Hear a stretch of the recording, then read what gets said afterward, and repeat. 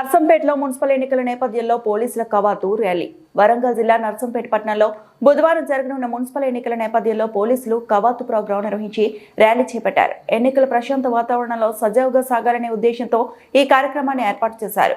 పోలీసుల ర్యాలీతో పట్టణంలో భద్రతా వాతావరణం మరింత బలపడగా ఓటరు నిర్భయంగా తమ ఓటు హక్కును వినియోగించుకోవాలని అధికారులు విజ్ఞప్తి చేశారు.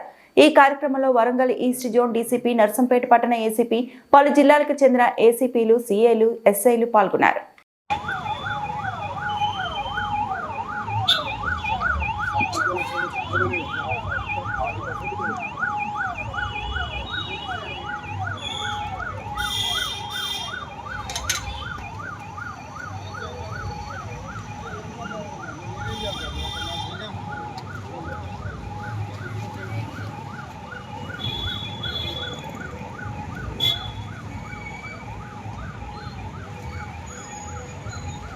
Thank you.